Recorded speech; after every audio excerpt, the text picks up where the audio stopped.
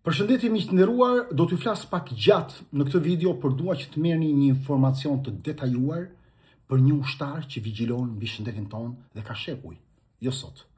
Madje këtë mund t'ia shpërndani edhe miqve tuaj në formën e një kujde. Është një ushtar i vjetër që ka jetuar për mijëra vite në heshtje pranë nesh, për të na kuruar. Nuk vishet as me të bardha si mjekët, nuk reklamohet as në televizion apo t'i bëhet marketing, nuk ka laborator luksos pas vetes. Por mbretër, luftëtar, sportist olimpik, popull të tërë i kanë besuar jetën.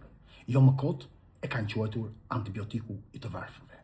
Ka shije që shumica duan ta shmangin, por trupi i flet një gjuhë që shkenca dhe farmaceutika sot ende po përpiqen ta kopjojnë por pa rezultat. Dikur ishte një simbol force, sot është bërë haruar nga konsumi jon. Po ja dim vërtet vlerat këtij produkti? Pse nuk e konsumojmë kaq shumë? Dhe a e dini kush është miq radh parë? Është hudhra miq. Hudhra, që është përdorur në mjekësinë popullore natyrale si një ilaç, si një super ushqim. Do t'ju them disa receta fillimisht të thjeshta për forcimin e sistemit imunitar apo për arterjet. Së pari hudhra pritet 10-15 minuta para ose shtypet që ta aktivizohet alicina. Për sistemin imunitar ju mund të merrni 2 thelpinj hudhre, lërini 10 minuta pasi i prisni, hidhni një lugë vaj ulliri, hidhni pak limon të freskët dhe një lugë mjalt. Dhe pijeni ose golltiteni me një herë pasi e keni përgatitur këtë me stomak bosh, sepse ky kombinim është një kombinim antiviral. Se ka antiviral pra alicinën, antioksidantin e vajit të ullirit, ka vitaminën C të limonit. Nga ana tjetër hudhra me limon dhe mjalt. Është një eliksire për një imunitet, sidomos për arteriet. Një kokë hudhër, shtypeni, 2-3 limon, duhet i grini bashkë me lëngun e tyre dhe lëkurën, 500 ml ujë, 2 lugë gjelle mjalt natyral, lëreni 24 orë në frigorifer, konsumoni 1 deri në 2 lugë gjelle në mëngjes. Forcon sistemin imunitar, ndihmon në tretjen detoksifikim në mëlçis, pastron e në të gjakut. Por mund të përgatisni dhe hudhër me ginger. 3-4 thelpinj hudhra, 2-3 feta ginger, lëngun e një limoni edhe gjysmë fixhani ujë dhe mjalt sipas dëshirës. Dhe konsumoni 2 herë në ditë, sidomos kur keni gjendje të ftoftit apo të temperaturës, sepse ndihmon qarkullimin, ul inflamacionin dhe frenon viruset. Por shumë njerëz nuk i konsumojnë hudhrën sepse vjen një herë shumë e rëndë te të tjerët. Dhe si mund ta neutralizojmë këtë? Një kombinim midis disa barishteve, për shembull, pak majdanos të freskët, pak nenergjik, pak borzilok, e frulatojmë në ujë ose edhe me pak karafil dhe e pim, ose përndryshe i konsumojmë si gjethe, ose gjethet e dafinës, ose farat e koprit, apo karafilin pas tyre. Këto do neutralizojnë miq përbërjen sulfurike që dalin me frymën. Por për ta bërë më të butë mund ta fusim hudhrën edhe në uthull, ose sepse acidi i uthullës apo dhe lëngun e limonit bën që të oksidojë nivelin e komponimeve sulfurike dhe ta bëjë aromën edhe pak duke zbutur aromën e fortë të hudhrës. Hudhra miq që nga Herodoti që ka shkruar që ata që ndërtuan piramidat tot hanin një porcion hudhër në ditë për forcë dhe për sëmundjet. Grekët e përdorin në lojrat olimpike kishin racion të përditshëm, apo dhe kundër sëmundjeve, që nga Aristoteli, Homeri, Hipokrati, Galeu e kanë përdorur dhe vlerësuar si një ilaç mjekësor për dhimbjet e dhëmit, për azmët, infeksionet e veshit, për bronket, homoroidet, kafshimet e të tjera. Doktor William në shekullin e 18 e ka përdorur me shumë efikasitet për problemet pulmonare, për veshin, për kërimbat. Louis Pasteur, mikrobiolog i njohur, thotë se 1 ml lëngu i hudhës freskët i papërpunuar është e barazhgjeshme me penicillin që ai kishte gjetur. Apo kemi në sesionin e 1126 të Shtetit Bashkuar të Amerikës, në sesionin e 21 një simpozium shkencor i cili u pa që kishte ndihmuar në bronkit, në kollën e mirë dhe në azëm. Ushtarët britanik në luftën e parë botërore dhe rusët e kanë përdorur për problemet e infeksioneve dhe gangrenës. Dhe jo më kot quaj penicillina ruse. Në vitet 50 shkencarët kinezë kanë përdorur për gripin kinez. Një nga zëvendës presidentët e një kompanie të fuqishme farmaceutike, kur bleu një kompani suplementesh, provoi për herë të parë hudhrën në kapsul dhe di çfarë tha? Sot njerëzimi ka ralluar hudhrën dhe ky është një lajm i mirë për ne, se nga sot ne do t'ja japim në kapsula dhe ata kanë për të marrë kapsulat tona, duke eliminuar hudhrën origjinale. Dhe kështu do fillojnë problemet e tjera shëndetësore. Ai ishte i kënaqur, mjafton vetëm kjo shprehje që ka thënë, të kuptojmë anën pozitive dhe çfarë vlerash ka hudhra. Sot miq ka 5200 artikuj studime shkencore për hudhrën.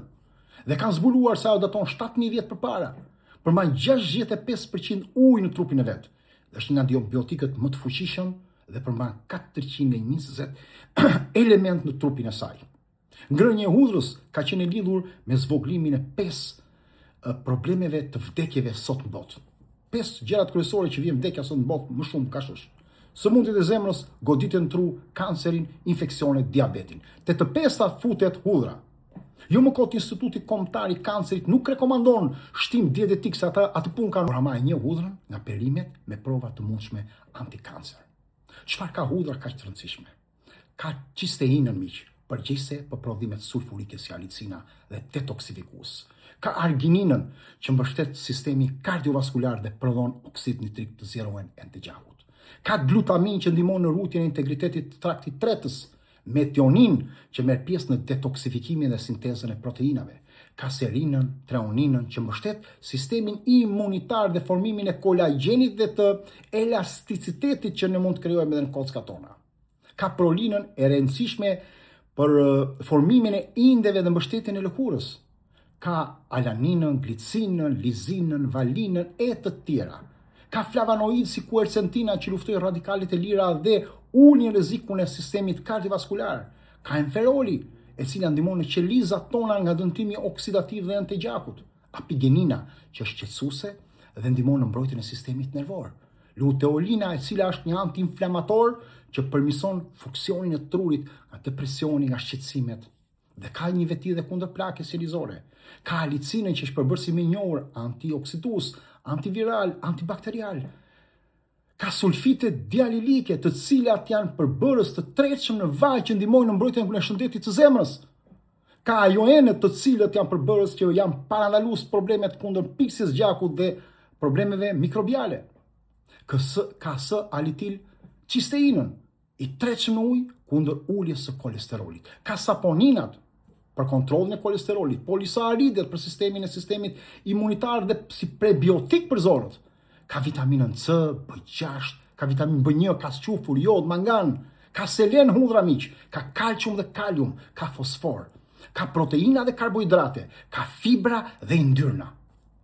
Jo më kot, në gazetën e nutricionit, kur pan pacient moshës 47-75 vjeç, në 2016, të mbështetur nga Instituti Kombëtar i Kancerit, personat që kishin konsumim më të lartë të hudhrës, kishin zvoglim të rrezikut të kancerave të caktuar, të pankreasit, ezofagut, të stomaut. Në një studim francez, 345 pacient me kancer gjiri, ato që konsumonin më shumë hudhra dhe qep, kishin një zvoglim të rrezikut të kancerit gjirit. Në një studim bazuar në popullsinë e gjirit të San Franciscos, zbuloi se kanceri i pankreasit ishte 54% më i ulët tek njerëzit që hanin sasi më të lartë të hudhrave. Dhe po ashtu eksperimentet kanë treguar se alicina dhe përbërësit që ka gjithë hudhra është një vrasit më të mirë të mikroorganizmave. Nga ana tjetër, në Universitetin e Mazandaras, që është bërë në Iran, u pa se gjeli i hudhës i aplikuar në lëkurë për problemin e alopecisë jepte efekte shumë të mira. Po ashtu në gazetës e neurokimisë u zbulua se ekstrakti i hudhrës, sidomos S-alil-L-cisteina, mundet të përdoret në të ardhmen duke zhvilluar barna të ardhshme kundër Alzheimerit. Pra, hudhra është vërtet një thesar pra nesh, dhe nga ana tjetër është një element për të ndihmuar edhe diabetikët, që rregullon nivelin e sheqerit në gjak. Dhe për këtë është parë edhe në një grup studimi ku 57% njerëzve që merrnin hudhër që kishin probleme me diabetin, kishin një rënje më shumë, qoftë të kolesterolit 35%, qoftë të triglicerideve, qoftë në proteinat e urinës, por po ashtu edhe në glicemi. Pra, si shtam hudhra duhet përdorur dhe freskët, duhet lënë 10 minuta pasi pritet që alina të kalojë në alicin, që të formojë një komponent më të mirë për shëndetin tonë. Në përgjithësi, hudhra duhet të ketë kujdes për rrezikun e gjakderdhjes. Ata që persona që konsumojnë ilaçe për hollimin e gjakut duhet pyesin mjekun apo ata që kanë kaluar operacione. Pra përfitimet që ul kolesterolin, rritje gjatësinë, ul tensionin, lehtëson frymarrjen, forcon sistemin imunitar, lufton parazitët, lufton arteriosklerozën, lufton disa nga kancrat që unë përmenda, pastron gjakun, lufton ftofjet, lufton bipeshën, kuron problemet me azmën dhe tuberkulozin, lehtëson reumatizmën, mjekon plagët, lufton problemet me sëmundjen e Alzheimerit apo për infeksionet e veshjeve. Miq, tregoni pas gjithë këtyre që unë thash. A ka një mrekulli tjetër që ndodhet pranë nesh? Kaq mirë dashse, një ilaç kaq i sofistikuar që mund të gjendet. A njihni ju në një ilaç bimor apo jo bimor, një produkt të cilin mundet të plotësoj këto komponentë që bën hudha? Ju lutem shkruani në komentet tuaja për këtë gjë.